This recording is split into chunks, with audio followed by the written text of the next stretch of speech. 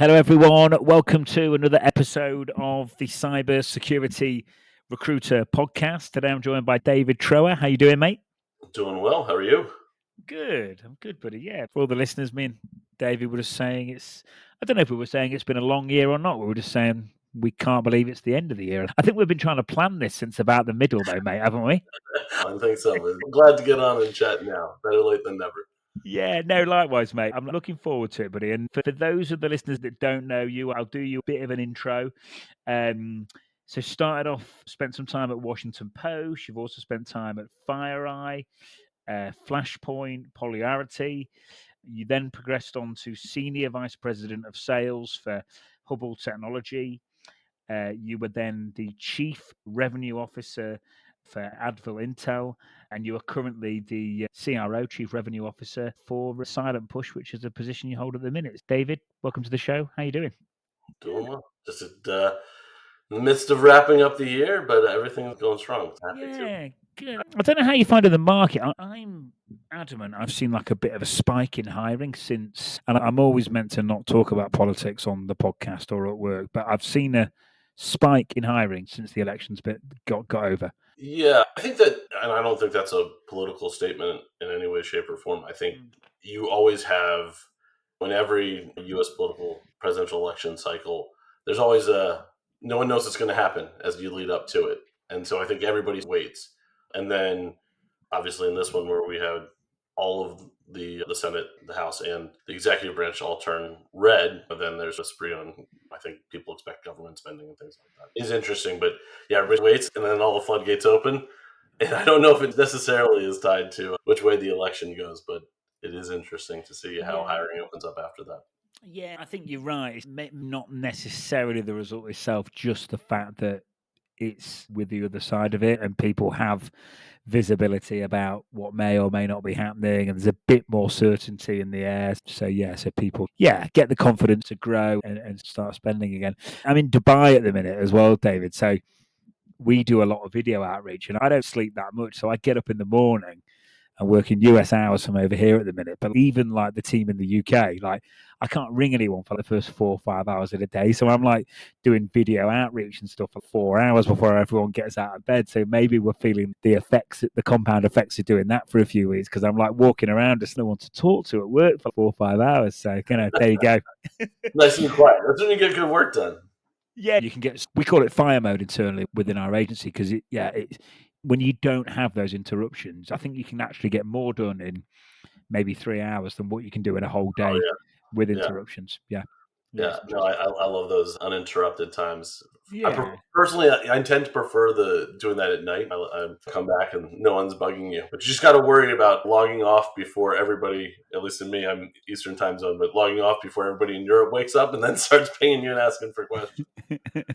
Yeah, cool. All right, David. So, look, I've done you a bit of an intro. I never think I can do it as well as you, though. So I'll just start where I always start, which is, who are you, mate, and what do you get up to? What's a day in the life of David like right now?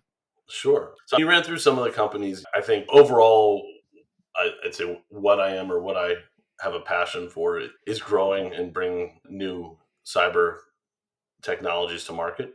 Right now, I'm really happy to be a part of Silent Push. I've been here for about a year and a half, but I've been a part of bringing SOAR to market, the first SOAR platform in Invitas. I've sold to FireEye, new technologies with like deep and dark web intelligence, and just all those different things along the way. Fortunately, I had the good fortune of having good exits out of all of those, which has been nice. And I think maybe at my core, I have that entrepreneurial spirit. When I was in high school, I had a flower business that I sold flowers to and expanded and found good ways to make money.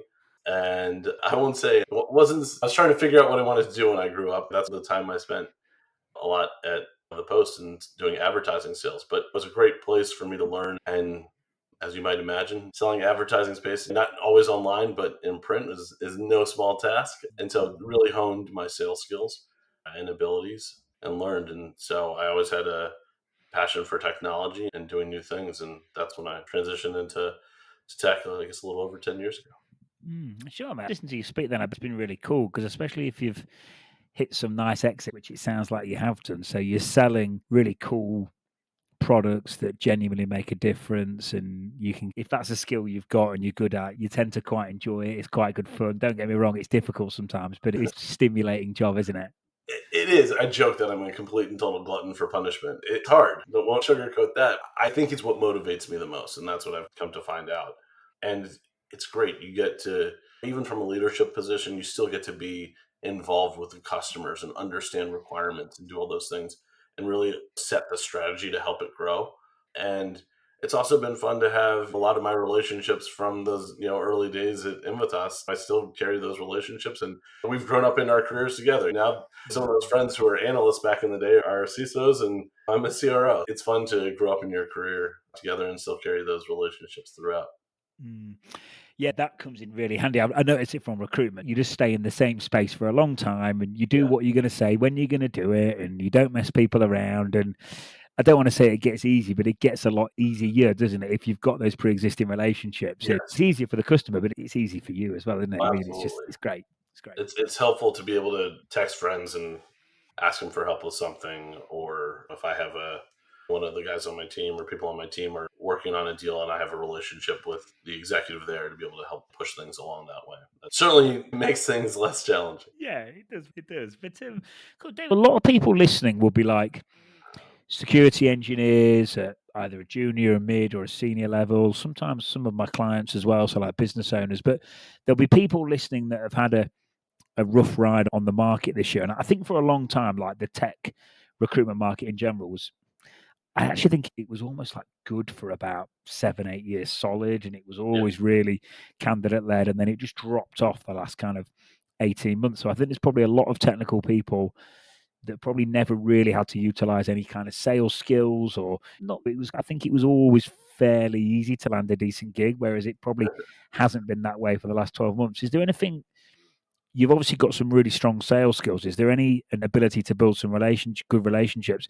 Is there anything that you could tell the listeners about that skill set that they could apply to a job search or moving forward in their career that could help them? First and foremost, everybody is in sales. Whether you want to admit it or not, you're in sales, that's your business.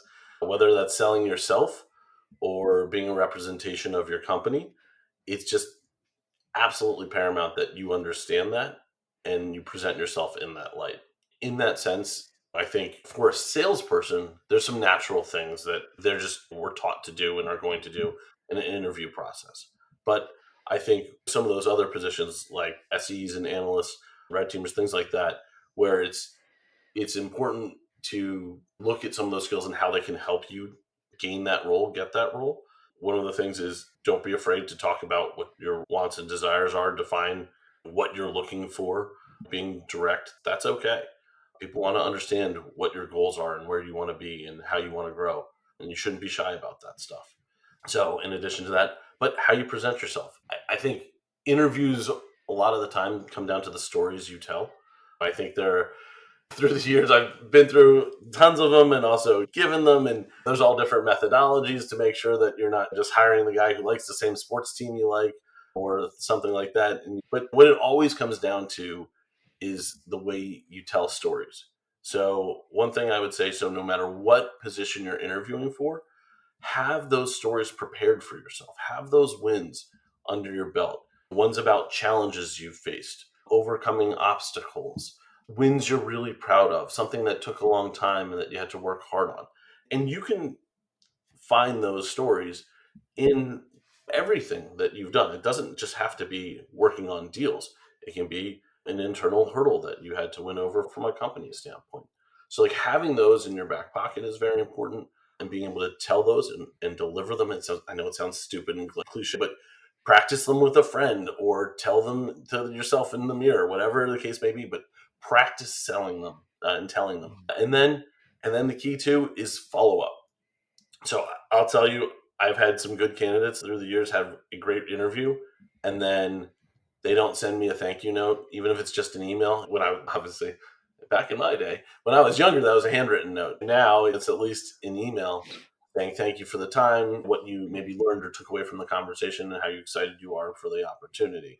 Even if it wasn't a great opportunity, you never know when you're going to run into that person again. You should thank them for their time. And if I don't get that note, they're off my list.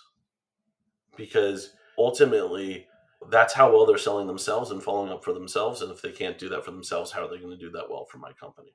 Mm. I think those are like that's a tip that I just really like. And then also the last thing is, if there was any discussion of a plan or any discussion of a follow up question or something you said you'd get back to the person on, or you'd have to think about it, that's a great thing to talk about in that note. Here's my 60-90-120 plan, or you asked me about this and I couldn't think of the answer at the time, but here's what actually happened. Even just brief, something to share, really doing that stuff. And that's going to help sell you no matter what position you're going for. Mm. Yeah, no, thanks, David. I like that, and yeah, the loads there. And there's, I actually was watching some flew down my feed fairly recently about interview tips, and I thought it was really good. And a lot of the stuff you just mentioned there was in that, so it's really resonating. Your point about being direct as well, it's just so true. Like, in the higher up the ladder you go in terms of dealing with C-suite, is they just don't want the fluff. They just want you to just get to the point, and that clear and concise communication. If you can refine that and get that down and really dialed in, that's a really valuable skill set. I find it on client calls. If we're, pitching for new business, or if someone's approached us, if I'm just straight down to it and to the point, they love it. They really appreciate it. Yeah. Yeah, absolutely. There's nothing that the other thing that always makes me laugh is when you like ask a salesperson what their motivations are, and they'll say, "Yeah, my husband and kids are the most important things in my life, and providing for them." Like, no, just so I get indirectly that you're telling me you want to make money, but tell me you want to make money. Like, that's okay. That's what we're here for. This is your job, after all. Yeah. We want you to like it, but we also want you to be happy here. Just tell me what Yeah. you want. Exactly. I think the storytelling thing's a really powerful thing as well. I was listening to he's a US guy, actually, a finance guy, Scott Galloway. I don't know if you've heard of him. I was listening to his pods, but he advises, like, he's got like a niche podcast which is all about advising particularly men on how to look after their finances and how to progress and stuff like that. And he was saying the art of storytelling is like a lost art. And if you can master that skill for anyone out there, it's really useful. And again, I can relate to David to my day job, because when you've been doing something a long time, the stories get a bit more real and a bit better, and customers like that. And again, I can relate to it in the job interview sense as well. If you can tell those stories well, and it sounds a bit cheesy, but yeah, I'm totally with you. Practice them in front of friends and family and stuff like that, because this is like heavily linked to career growth and career progression. So yeah, I think, mate, Yeah, definitely. I mean, it also helps in like doing your job. So you're telling stories about use cases and other clients. And I know people you may think they want to hear about your company's pitch, but they don't really care about it. They care about how your Mm, product is going to affect them. And you tell that and explain that through yeah. stories or use cases, which are just stories. Yeah. Yeah, I learned that when I first started this. I couldn't wait to tell everyone how long we'd been in business and the agencies. It's like, no one cares. It's just like, how can you help me? How long is it going to Oh, I take? took 4.6 million in my seed round and this, that, and the other. No one gives. No one They asks. No one don't. They cares at don't. all. If you say, just, yeah, we're well funded and doing well, we're not going to disappear tomorrow, that's all they care about. Yeah, exactly. Also, as well, on the following up point, that I think that's back to the fundamentals of relationship building. And when people are rushing around and busy, maybe thinking about the end result too much and not the process and not the relationship, it's easy to skip out that follow up and stuff like that. But again, over time, especially if you're staying in the same area, same industry, it makes life a lot easier long term for everyone. It really does. So yeah, cool. All right, David. And in terms of a question I always get asked, and I'm sure you do as well, is about breaking into the industry and what's the best way to do it. I think it's tougher than ever for juniors to break in. Any thoughts, tips, advice there, mate? Yeah, absolutely. I had to do it myself too. I went from advertising to cybersecurity. It was funny. It was like going from dinosaurs to the current age. But I took a step back. You really got to check your ego at the door when you want to break into the industry. And I think it also is something about, touch on it earlier, but goal setting is so important for yourself and understanding what the pros are and what you're looking for in terms of the role you want right now and the role you want in the future. You always have to look at the big picture. And I think it's very easy for us to get caught up in what's happening day to day. So for me, that was taking a pay cut, but that pay cut I took as an investment in myself. Mm. So I knew I wanted to grow, and I knew what my skills were and how I could grow within the industry, but I needed to learn the industry. I went to a BDR and sales ops role from being a senior AE. selling to the largest financial organizations in the world. That was the opportunity I had. And it's funny, the two jobs I came down to deciding between were going to Invitas, so a small startup looking to disrupt the industry with SOAR, or going into tech more broadly with Oracle, both with BDR roles. And I ended up obviously going the startup route, which is more where my passion is. But you have to be willing to take that. I was promoted to an AE within 6 months. The plan was for it to take 12 to 18 months, and I got there within 6 months, and then I ended up selling all the deals that we were led us to selling the company to FireEye. But it didn't come without investing in myself. I also did training. So I went and got a Security Plus certification. It was just something that helped me learn the ins and outs a little bit. It didn't give me like this universal knowledge of, I didn't know everything about cybersecurity, but it just helped me understand those things. And I think that's really important. And that type of thing that will show the commitment you have to yourself and also the future company. Those things are one of the things I think you have to be able to look at doing, but it's also just being persistent, reaching out, explaining what your motivations are, why it's important to you to get into that industry, where your passion comes from. All those pieces are just really important. You got it. Again, it goes back to being in sales. You're selling yourself here. I think from a sales standpoint, particularly, you have to be willing to take a step back. So maybe you have to be willing to make that commitment is really the key. Yeah.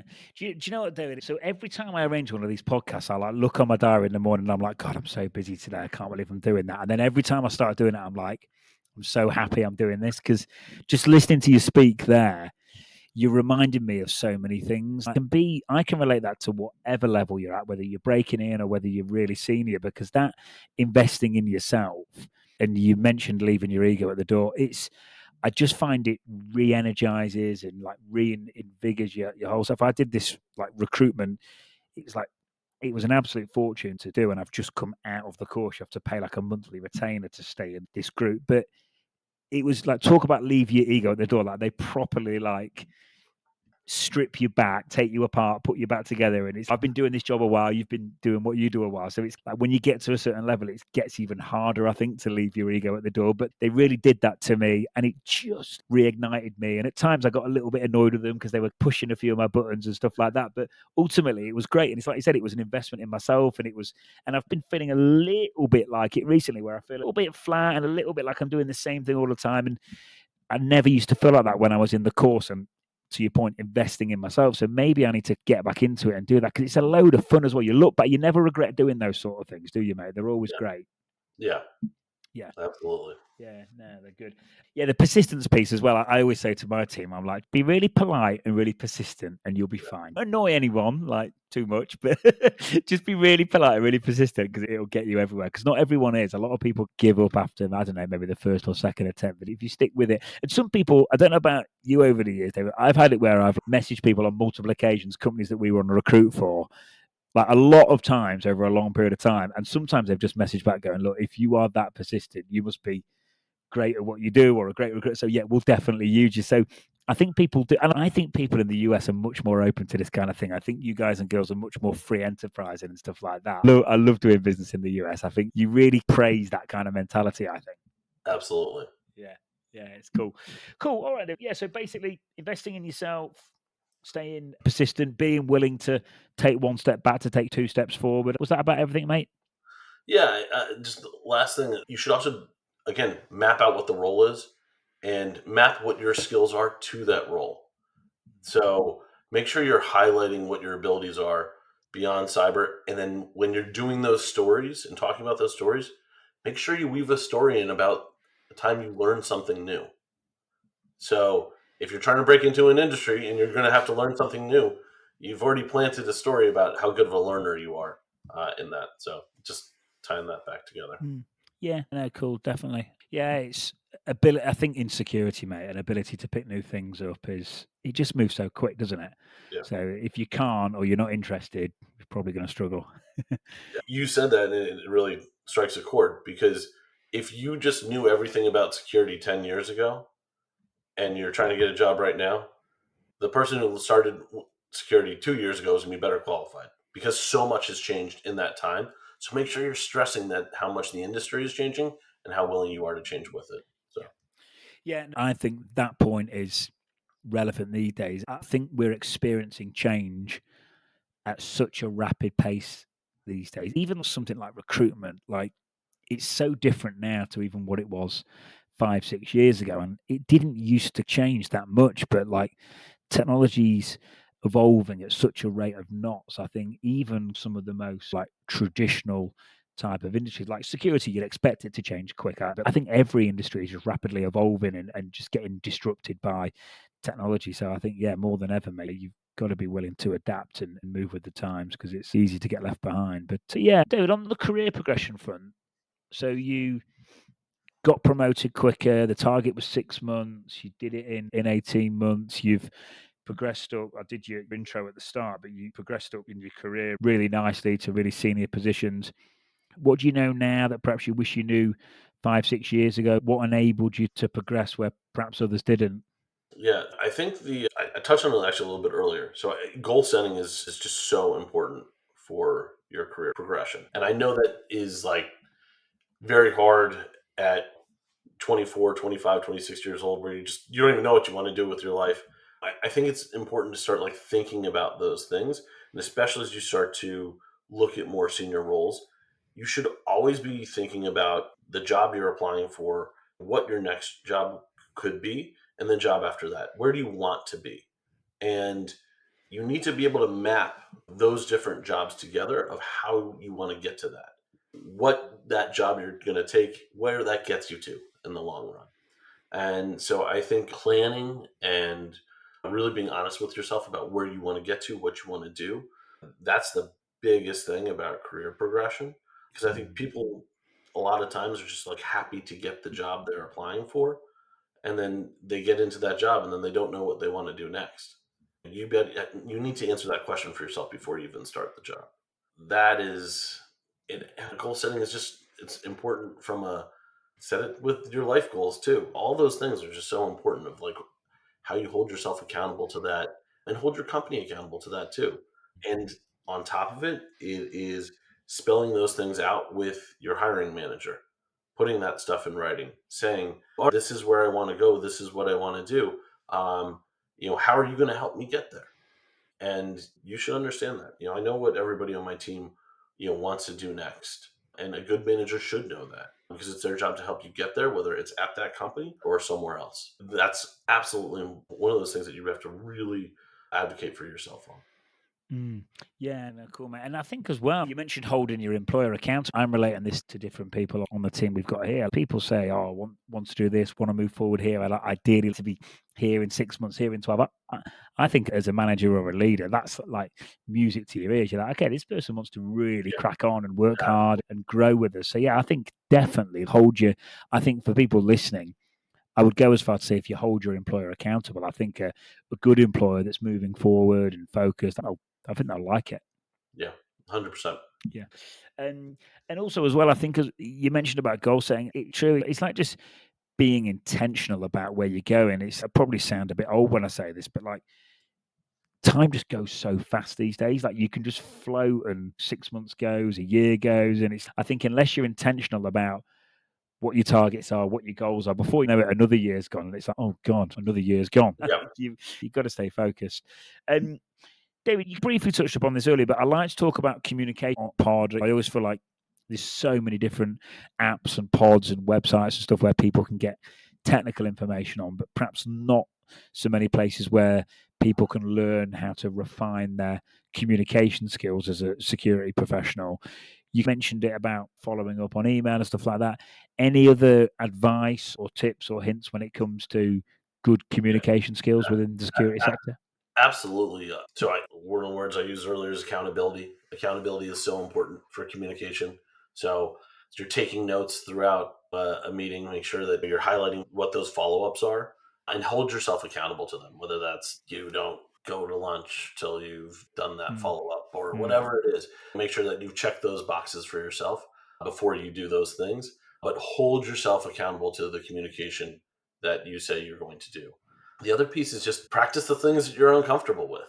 If you're have a hard time networking, go practice doing it. Practice talking to a stranger. A lot of these things are uncomfortable. Jobs can be uncomfortable, but we have to, in order to grow, you need to challenge yourself. And I would identify the things that you feel comfortable with and then what you don't feel comfortable with, and then start working on that and practicing the things that you are uncomfortable with. Mm. Yeah, no, definitely. And on the speaking one or going up to people or networking, I always explain it's like the first time if you're a pen tester, it's like the first time you ever hacked a web app. You probably weren't that good at it unless you've got huge amounts of natural ability. But yeah, the first time you do things, you're not expected to be great. You're not expected to be perfect. You're not expected to be very good at it. But it's just, what is it? Getting comfortable being uncomfortable, as they say. So yeah, we were talking about goal setting, holding yourself accountable. Time can just drift on so quickly. A month, 6 months, a year drags on. So being intentional with your time and actually setting yourself goals, the compound effect of that is pretty powerful over a period of time. Absolutely. Yeah. Yeah, cool. And on the communication side, David, I think you did start touching on a few points, but I'll just let you start from there again, mate, if Yeah. that's cool. No, obviously we touched on communication and accountability, making sure that you do those things, and then practicing the things that make you uncomfortable. Mm. Those are really important. But yeah, I'd also, it sounds unorthodox. Talk to your friends and family. Ask them what they think your strengths are, what your weaknesses are. Talk to a former boss who you are hopefully still close with, that type of thing. The one thing I say, everybody's always willing to help. If you start a conversation with, hey, I need your help with something, unless your friends are just terrible people, they're going to say yes. And former employer too. And yeah, we all want to help each other and certainly help you get better at things that you want to get better at. Hey, I'm really trying to improve myself. I'm trying to identify where maybe I faltered with communication or the things that you think I could improve on. Be ready for real feedback too. Again, it goes back to the checking of your ego. But you probably have an idea. I mean, we all do. I know what my strengths are and what my weaknesses are, and then try and structure things so that my weaknesses don't hurt me. But yeah, that's really the advice I'd give there. Yeah, cool. I think another one, David, is like, it sounds crazy to say it, but just actually being able to listen, like active listening skills. Oh, And yeah, it's a big one. yeah, 100%. It's Yeah, certainly one yeah, that we should highlight. That's like the most important characteristic of a salesperson's job is being able to listen, because you have to understand what needs are. People are unsuccessful because they don't listen and identify the clues that prospects give them. Really important for a sales engineer too. When the salesperson is doing the intro and asking questions and doing discovery, that sales engineer should really be listening to those answers to the question so they can make sure those are the points they hit on when they do the demo. Just for that combination, that is the ultimate skill that we need to be able to do and translate that into use cases and talking points and all of those things. yeah, no, it is, mate. And like I say, for everyone listening, like I'm thinking about some of the most senior searches I've worked on this year at director and VP level and stuff like that. And the guys and girls at those levels, they're not overly technical, but their communication's pretty spot on. They can obviously lead teams, got management skills. And yeah, it's that communication piece that really elevates your career growth to the next level. But I know listening like a given, but I think to listen to someone and not interrupt and actually not just think about what you're going to say next, but actually listen to that. I had to really work on that, like since doing the pod. Like it's harder than you think. Oh, it's so hard. I don't know if you ever especially when you're in an argument with somebody or a negotiation, you really got to make sure you listen. I'm seeing it more. I've noticed more as time's gone on. Like even with the most low level technical engineering roles, I'm just hearing more and more. Oh, can you find them with public speaking? Can you find a candidate who's got a good social media presence, who's active online? Can you make sure the communication skills are spot on? And I'm seeing it more and more. And I've just got like a theory that AI and automation becomes more prevalent. I think the one bit that you can't replace is that human touch and that personalization and that communication piece. So I think these skills are just going to become heightened and heightened in terms of how valuable they are as the years go on. I completely agree with you. And it's also, I'm probably biased here. I prefer the in-person approach. COVID was hard in that I couldn't go out and see people. That's one of the aspects of my job that I love the most. But yeah, that personal touch is just important. I don't know, make notes when people talk about their kids. If they're willing to talk about their kids or their spouses, that's important enough for them to say in a conversation. Take a note of that and put a date with it. So if they said, "Oh, we celebrated my daughter's third birthday. Put the date in your notes with that one if that time comes up again to wish them a happy birthday. Yeah, it does matter. I think everyone's starting to feel the same on that personal touch note, like you've just mentioned. We do a lot of personalized outreach, but we do some automated stuff as well. And we used to have like about 2 years ago, we used to have loads of success with automated outreach, but now the response rates really dropped. And I think everyone's just got fed up of it. I know I talk to clients these days that used to recruit themselves, but everyone's resume's gone through an AI tool, so they all look great. Everyone's applying for a job ad because it's never been as easy to apply for a job ad. So I think in some ways, like AI and automation's making things harder, and it's making us crave that, as you've just said, personal one-to-one touch probably more than ever. Yeah, absolutely. So yeah, cool. And in terms of like and this doesn't have to be security related, David, but it can be. But in terms of like online content or books you've read, is there anything that's stood out over the years that's made you a better version of yourself or helped your own career progression or self-development that could help the listeners? Yeah, one of my favorite books is Getting to Yes. So it is all about negotiating and the art of negotiation and moving away from the archaic, I'm going to tell you a number 50% higher than what I want, and you're going to discount that, and then we're going to meet in the middle, and everybody's going to be happy. But it's about understanding needs and understanding your buyer. It's great from not just from a sales standpoint, it's great from a relationship standpoint. You have many stakeholders in your lives. It's really important to understand those needs and motivations of the person you're talking to. And a lot of times the need isn't money or something like that in a negotiation. It's you can find that way and find that common ground. And I think when you are more upfront about things, it eases them. You can really put someone on the same side of the table as you in a negotiation rather than just butting heads on price. You can say, hey, what do you need out of this? Where do you need to be telling, walk through that. I talked to my reps about it. I just had this conversation yesterday. And the advice I gave was, get to their side of the table. You're their advocate. Find out how you present something back to me that makes everybody happy. That's really what I think is just that art of negotiation is so important. I always joke with my friends that when I retire, I want to just go be a procurement officer and negotiate for a living because it's a blast. I enjoy it, but keep me busy and make me happy.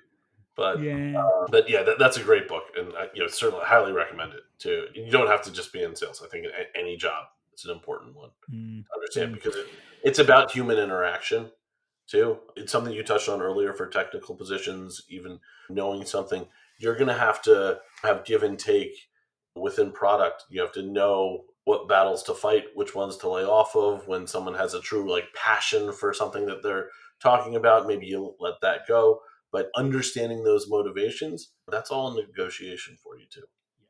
Yeah, that's true. I think the best salespeople in the world, they know when not to sell as well. There's a time just to leave it. Yes. Nothing worse than oh no, there's not. You're like, all right, we got it. No, I know, yeah. Or when someone's already said yes and then someone carries on selling or something like that. You've seen I'm sure you've seen it all, Dave. Oh yeah. Just on your point, when you said get to their side of the table, do you mean they're asking for a number or whatever? You just, rather than doing the typical sales thing, you're just telling them, or you're just being to the point, or you're just trying to be as transparent as possible? Or? Yeah, so there's a couple of different ways to do it. So some people will give you a number. So you just give me a budget and I can work within that. And then let's work to get you the best deal possible.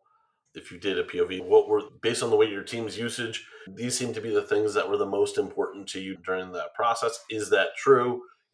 Get buy-in from that buyer so that you're building a proposal and something together. Right. So if they're not willing to give you a number, this is what list price is. Here's where I am. Help me understand where you need to be, what you're looking at. Let's work on this together. And just be honest with them too. Yeah. If you're like, that's going to be really hard for me to get approval on. Is there something you can give on? How do we tackle this challenge together is really what I like to.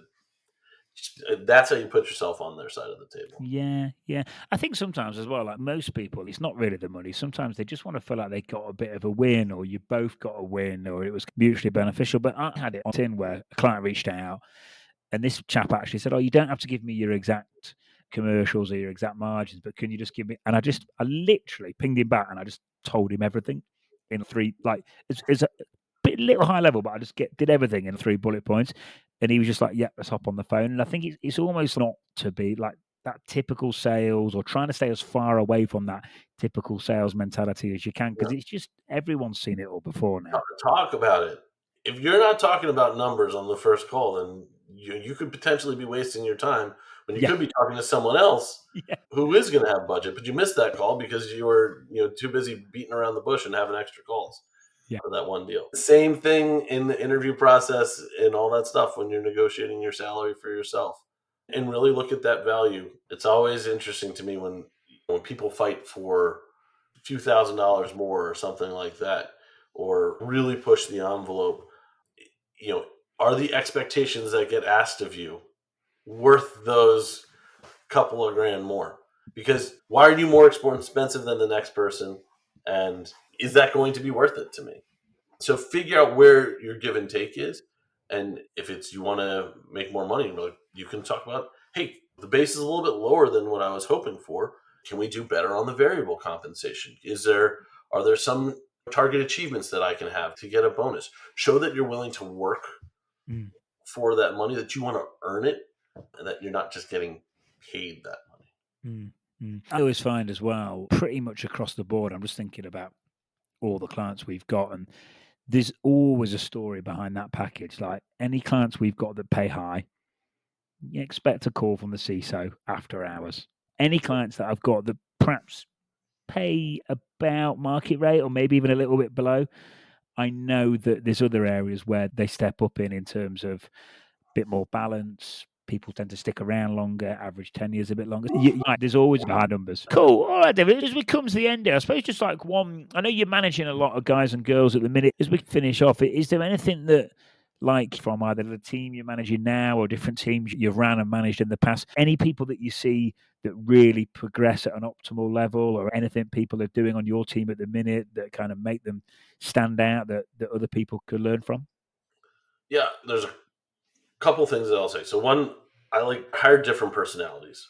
Don't fill your team with the same people, because your team stands a chance to learn from each other. They shouldn't just be learning from you. They should be learning from everybody at the company. They should be learning from their peers. Find different personalities, different backgrounds. All of those things are so important to do as you're growing your team. And then just from a skill set, it's execution. It's the people who set the goal of what they're going to do and then execute on that goal. And those are the people that have the most success time in and time again, for what I've witnessed my whole career. So if you can execute on the goals that you set, don't set ridiculous goals. Figure out what's achievable. Work on those goals with your manager. Come to a plan together and you will grow. And that's really what I see and what I love about getting to manage people and watch them grow. And it's exciting about having people on my team right now that I've had worked for me previously, because it's great to see their career progression and how they've grown. Yeah, cool, mate. One more question. This is a bit of a selfish one for me. You might be able to give me some tips here, David. Any advice for managing teams remotely? Any do's or don'ts or learnings over the years?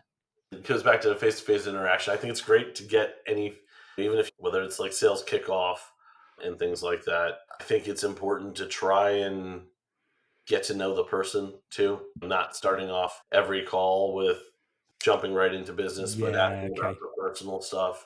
Knowing what's going on in our lives is really important, and asking about it.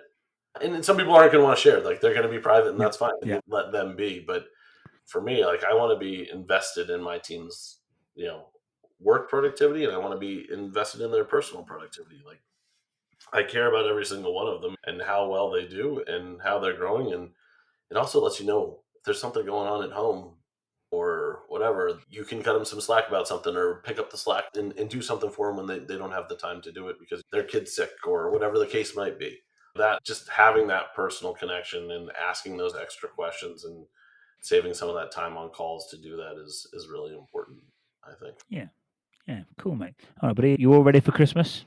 I think so. We're pretty much there. You got maybe a few gifts left to buy, but we're pretty close. Try Yeah, and if take you advantage of the Cyber Monday sales and do a lot of the shopping okay, then. yeah, there's always something. There's Black Friday, Cyber Monday. There's Yeah. always an excuse for us. The problem with that is you get those lists from the kids early, and then naturally you end up getting things added to the list, and you end up buying way more than you planned on buying. Oh yeah, that's how it works. Yeah, that's it. It's never as good as it looks on the face of it. Yeah. Cool, David. Thanks for your time, mate. It's been nice to catch up. It's been a nice chat, and yeah, I hope you have a nice, strong finish to the year, and yeah, nice break for Christmas, and yeah, all good. Do you think we've about covered everything? Yeah, no, Yeah, I yeah. appreciate it. And it's definitely good to get to connect. I appreciate the time. Fun to take a break from the day and doing something a little bit different. Yeah, yeah, cool, mate. Thanks again, mate, and we'll speak soon. Sounds good.